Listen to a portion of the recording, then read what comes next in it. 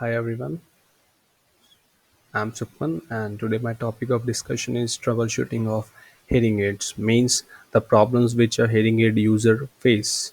So troubleshooting complaints of hearing aid users. So these are some of the problems which a hearing aid user face, like no output, intermittent output, weak output, distorted output and feedback.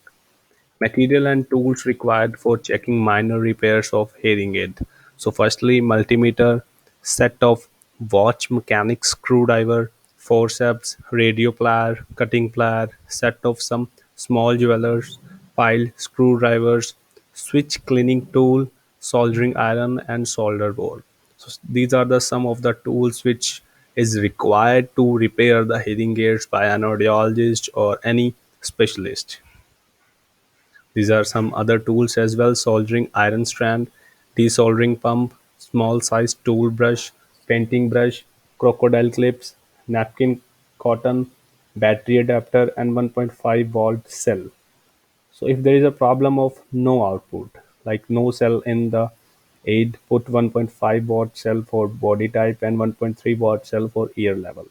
Function switch in on and off position, move the switch to M position, cell drained out, no power in the cell, replace with new cell replaced in reverse polarity, check the polarities, ear mold filled with wax, remove the mold from the receiver and clean it in a mild warm water, cord open, replace a new cord. So these are some of the things we can do if the patient is having any kind of output problem. Earphone internal problem, check with a new receiver, multimeter resistance, earphone socket springs loses tension, replace with a new spring, battery clamps lose tension, broke, replace with new clamps, tighten the tension, battery clamps corroded, remove the rust with a file and clean the surface with CC14, cord connected in reverse polarity, change in correct polarity, control switches broken or loose contacts, replace the switches if broken and if loose, fit them properly. Wire disconnected in the circuit, solder the wire. Mic defective, replace with new mic. Components open internally, replace with new components. Dust on the PCB, clean the PCB with CC14. Dust in control, clean the controls. Apply a drop of switch cleaning oil.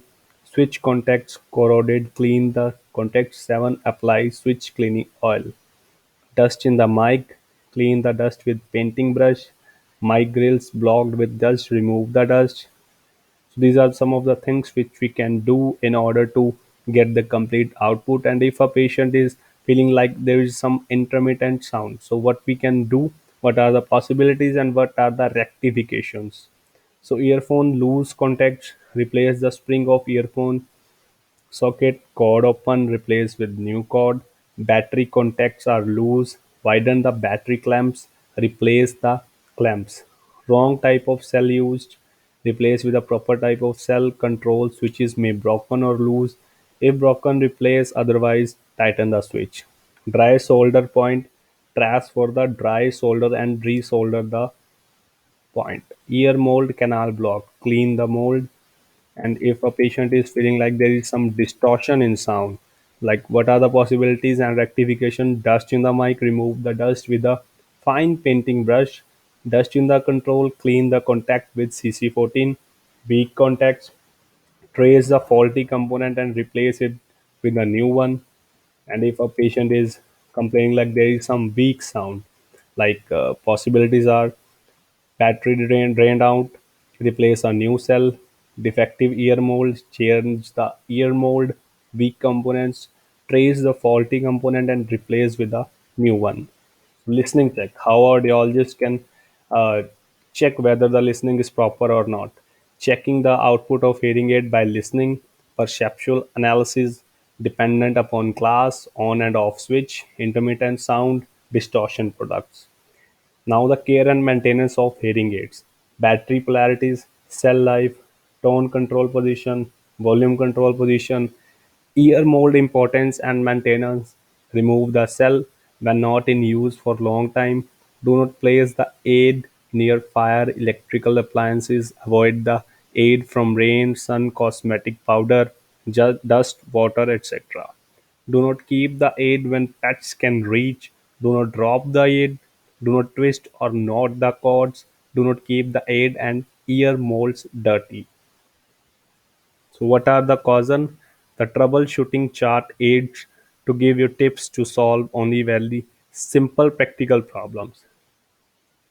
If you cannot rectify the problems using the method suggested, do not try to do any repairs on your own. Go to a qualified electronic technician or your hearing aid dealer or service agent. Hearing aids will last longer and provide better sound qualities if they are regularly serviced and any problems rectified at the earliest. So these are the things which a hearing aid user can do to solve out the problems. Thank you.